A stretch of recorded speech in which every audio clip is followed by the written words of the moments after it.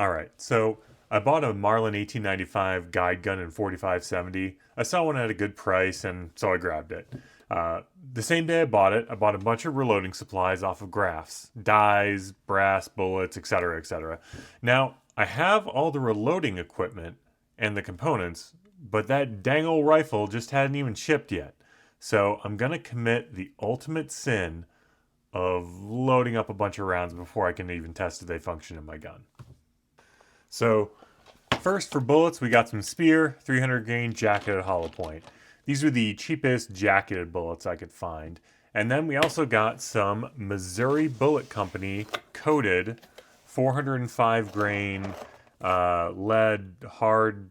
They're hard cast-ish. It says a Brunel of 18.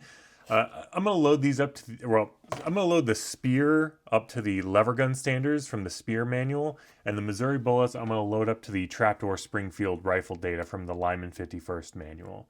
The bullet profile looks somewhat similar to one of the cast loads they use, so I think it should be fine. And I believe the cartridge overall length will probably come out to being the same from what I'm just looking at it compared to the brass. And then for brass, I have some bulk packaged new Starline brass. Uh, some of these are kind of dented. This one looks fine, but whatever. They'll all they'll fire form out when I shoot them. Now comes the question of powder. I didn't have any powders listed for 4570 as I don't have a ton of rifle powders in the first place, and I kind of want to keep it that way. I don't need a ton of new powders. I made that mistake with pistol powders and have a whole bunch of them that I half-used bottles that I don't really need. Looking through my manuals, I got an idea of what I was looking for and headed to my local gun store just to see what they had. And lo and behold, I found on the top shelf a 5-pound bottle of Reloader number 7, which most of the manuals have listed as being a good powder for 4570. A few of them had it listed in bold as being like, the most accurate one, or the best powder at that bullet weight. And based on the amount of dust on it and the price tag, it's probably been there for a little while, especially since you can't really even get Alliant powders right now. So let's get loading. For the Spear bullets, we're going to use the Spear reloading manual. I think I got this a couple years ago on a deal where you spend $50 on the Spear site and they would include a free reloading manual. Overall, I like it. It doesn't have a ton of in-depth information on reloading at the start of it, but I do like, for each cartridge, it does have like some fast facts, historical notes, just some general recommendations, which these are kind of interesting to read through. Anyway, so we have the 300 grain jacketed hollow point. There's the trapdoor data, and here's the lever action data. So I don't want to go crazy loading up a bunch of rounds before I get the gun, but maybe I'll just do kind of a mini ladder of 6 rounds, 3 rounds at 2 different charges, just to, just choose something mid-range. Now, there seems to be some conversation about how much pressure 4570 should have. There's the low pressure trapdoor Springfield loading, there's lever action loading, and then there's Ruger number 1 or strong action loading. The trapdoor and Ruger loadings seem to be mostly in line across different sources, but the lever action data is a little mixed. Most use 28,000 CUP or PSI, which I guess is mostly interchangeable with 4570. Don't quote me on that. That's just what I read on random internet forums. Some sources will say 32,000 PSI. I believe the Hodgson site does that, or they might even go up higher than that. And then the Hornady manual says that with the Marlin 1895, you can go all the way up to 40,000 CUP, since the 444 Marlin operates at that pressure, and it's the same basic rifle. I figure they know more than me, but there's no reason for me to redline this out the gate. I mean, I think it makes sense that modern guns can handle more pressure, but there's no reason to test that. Anyway, we're just going to stick with the Spear data for now. So the Spear manual has a range of 43 to 47 grains, and the Hornady manual for their 300 grainer goes, I think the range is 44.7 to 52.3. We'll just do 44 and 45 grains just to kind of start out with. If the Hornady manual goes all the way up to 52 grains, I don't really think I really need to worry about anything. So for the Missouri bullets, I'm going to go with the trapdoor data from the Lyman manual. Now, the Missouri bullets do have a similar profile to the 405 grain Lyman bullet listed. When I locked my calipers at 2.550 overall length and lined up the Starline brass with one of the bullets, it looked like it would pretty much go into the crimp groove. I don't think I really need to care that much about seating depth, affecting pressure that much because I'm already using the lower pressure loads. So if for the reloader number 7, they have a range of 37 to 39 grains. So I'm going to go with 38 and 39 grains. If 38 grains ends up being a fun shooting plinking load, 5 pounds of reloader 7 is going to last me quite some time, which I'm pretty happy about. Once I get the rifle in to shoot it, we can try out some Hornady bullets and pump up those pressures. Oh, I should mention, I also grabbed a box of factory ammo. For some reason, the Lever Evolution ammo at the store was by far the cheapest for some reason. Not really sure why. I figure I should shoot several full-powered factory loads through my rifle first, just because if it doesn't break after 10 or so factory rounds, my weaker reloads aren't going to hurt it at all.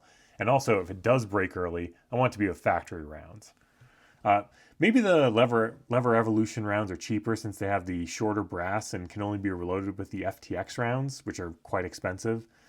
I figure I'll use the star line for all my regular rounds, and then I'll have 20 of these short, differently marked Hornady rounds to store away for later, for when I grab some of those FTX bullets in the future, or the all copper GMX bullets that they make for the lever action rounds. Uh, I will need to buy, if I do want to do that, I will need to buy a Lee factory crimp die specifically for the lever evolution ammo. I think that with the Hornady dies, you can do it right out the gate, but with the Lee dies I bought, you need to buy a separate crimp die for that. Oh, and I should say, I was actually really pleasantly surprised by the Lee dies I bought. So I got my dies from Grafs, and this Lee case doesn't look like any of the other Lee rifle dies I have. And would you look at that? The cheapest dies you can get come with a friggin' micrometer seating stem. How cool is that? It does also say it can reload the Lever Evolution brass, but it does mention you do need to buy the separate, specific Lever Evolution factory crimp die. Since I'm mostly going to be reloading lead bullets with this and I want to keep prices down, I also grabbed a Lyman M die in 4570. Since I've had a lot of luck using this, similar die in 44 Magnum for cast reloads, it works great for jacketed bullets as well. It does seem like it works the brass a lot less, so I think it doesn't bell out the cases as much for putting the bullet in. So I think it should maybe give my brass a little bit longer life. So it's funny. Altogether, the Lee dies with the free micrometer seating stem and the Lyman M die all together are still cheaper than any other set of dies. That's awesome. All right, so got the rounds loaded up. Of course, the one thing I did forget to purchase was some ammo boxes, so we're using the old freezer bag special, but let's head to the range. So I'm back from the range, and I learned quite a bit. First thing I learned was I do love shooting my Marlin 4570 guide gun. I didn't realize how smooth a lever throw can be because, I compare that to my 44, it's quite a bit worse. Or the guide gun's quite a bit better. I also learned that I do need to get more organized because I made some more mistakes, but I'll get into those. I am going to head out again, which is kind of why I'm prepping some more brass, but I did learn quite a bit. So first thing I forgot to do is I forgot to get the velocity numbers on the Lever Evolution ammo. I spent a bunch of shots sighting in the LVPO that I attached, and I didn't think to get any data for it. That was stupid. I'm going to redo those and get some velocity data. I really want to see the velocity numbers because I had a couple sticky lever throws on a few of the shots, and I'm kind of wondering if they were like overly high pressure. So I'm going to shoot a few more, get that velocity data. The Hornady app has reloader number 7 being a pretty high velocity powder for some of the lower bullet weights, but based on the data I got, it might end up being better for more of the heavier bullets. Here's the data for the 300 grain spear bullets. So for the 44 grain charge, I got 1,860 feet per second. And for the 45 grain charge, we had 1,876 feet per second. The standard deviations was about 45 with 100 foot per second extreme spread, and that's just terrible. I kind of figured that this was going to happen because as I was loading those up, there was a lot of unused space in the case. I probably need to load closer to the max if I'm going to use these lower bullets and this powder to get any sort of consistency. But it wasn't too bad to shoot. Since the spread was so bad, it's kind of hard to judge against expected velocity, but I'm in the ballpark based on the numbers. And I would feel comfortable going up to higher charges. Hopefully that starts to, shrink the standard deviation a bit. So next we got the 405 grain Missouri bullet data, and I think this is where I made another mistake. Now, the 38 grain charge gave me an average of 1,571 feet per second with pretty good standard deviation, about 15. These were pretty fun to shoot. The velocity average was in the ballpark for the Lyman data. The 39 grain charge is the problem, though. That gave me an average of 1,650 feet per second with a massive jump in FPS, which puts it well outside of the expected velocity data. It also has It also has a much larger velocity spread. There's a couple things that could have happened here. The data, it could be the great data is correct as shown, or I loaded up a much larger charge than 39 grains, or what I think is the most likely incident or issue is I screwed up with the chronograph. See, the Garmin chronograph has two different velocity settings or ranges. It defaults to the for rifles greater than 1,700 feet per second, and I know for at least the lower velocity I did that, but I was kind of in a hurry to get out of there, and I was kind of rushing to get the shots done. It was just Mosquito City that day, and I have a feeling that I just cycled right through the speed range, and so I'm guessing the second batch was just screwed up. So what I'm going to do is I'm going to load up a bunch more 38 grain loads and then test them at both velocity settings to see what I get. I think I'm going to stick with the 38 grains. I'm doing 38 grains because I think that's just going to be a great plinking load. Had a good standard deviation. If the chronograph was right on the first set of data, was right in the ballpark of where it needed to be. So I think I'm good with that. So I measured a few of the bulk brass cases I got. And I decided I'm going to end up trimming them all to trim length since I'm seeing a lot of inconsistencies in the lengths. That's not actually the big issue. It's just a lot of the mouths of the cases have a lot of dings in them. And I think this will help get rid of it. Nothing crazy. I just want to have a kind of consistent crimp. It sounds like 4570 cases don't really grow that much with multiple firings. So hopefully I only have to do this, every once in a while. I also got the Lyman M die, which I think works really well for seating. So I don't really know enough about how the Garmin works, so my only option is to really repeat the test with more bullets, but I'm not about to go out there and shoot another 10 rounds of each charge. It's not exactly a comfortable cartridge to just mag dump. So I think I'll end up doing like 5 of each grain weight and try again. So I already expanded all these with a Lyman M die, so all these needs are primer, powder, and bullets, and then they're good to go. Well, the results I got are not great.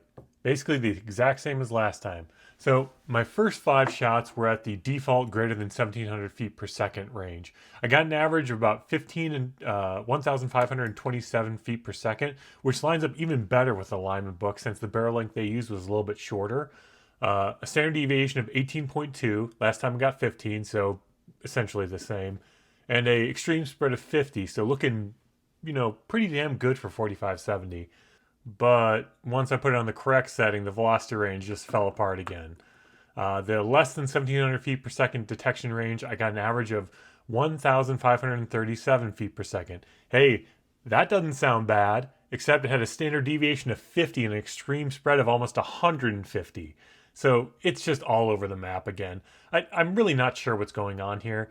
They were all a charge weight of 38 grains. I weighed the charges on 2 different scales just so I could make absolutely sure they were correct.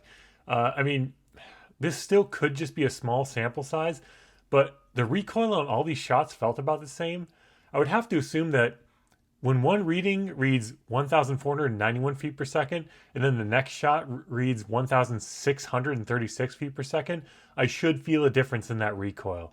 So I'm leaning towards the less than 1,700 feet per second detection setting isn't a good idea for at least these 45.7 bullets at this velocity.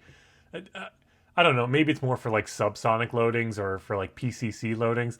I'm not really sure. I think the only way I can confirm these is to use another powder like IMR 4198, which I know I can get. and I could just choose something mid-range that will give me a similar feet per second reading, and then repeat this test with another 10 shots, and see if this pattern continues with the if these two well-tested 4570 powders, I know one of them just has to not be the right setting with the Garmin. Only I really don't want to repeat this with a second powder because this was letting up my barrel.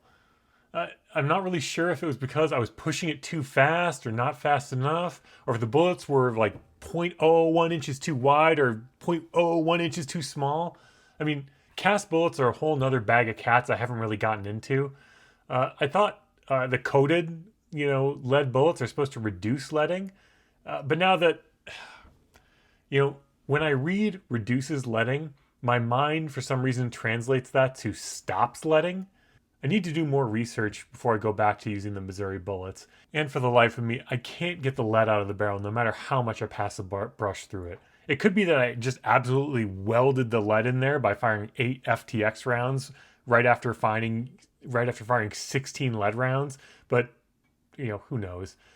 I'm only like half done cleaning it. I spilled a bunch of CLP down it into the gun, so I had to take it apart to clean it. I was so frustrated with the barrel, I had to just quit before I ended up breaking something and doing something stupid. This is gonna. I think this is gonna take more than CLP to clean out the barrel, so I need to get a better cleaner. I'm gonna go back to it tomorrow. I think going forward, I'm gonna switch to using the Berry's 350 grain bullets. I bought a box of these, and the freaking latch broke on it. So now I'm just full on on tilt with this. So today everything's just gone wrong. I don't know. For some reason, Bass Pro has the Berries at about as cheap as you can get regular lead rounds with free shipping if you spend more than $50. So I'm gonna try these next and go from there. So for the Lever Evolution ammo, I ended up shooting the remaining 8 rounds since I didn't want to have a box of 3 or 4 rounds just lying around. And that gives me an excuse to buy some more of the FTX rounds, so I can make some Lever Evolution ammo in the future. I got an average of 1,932 feet per second with a standard deviation of 20 and extreme spread of 57, so not bad for factory ammo at all. The Hornady manual uses a 22-inch barrel, so 3 inches longer than mine. They top out at 2,150 feet per second. So in theory, I should be able to actually just duplicate this factory load and maybe even exceeding it a little bit with reloader number 7. So my next 4570 adventure, I think, is going to end up being with the Berry's bullets.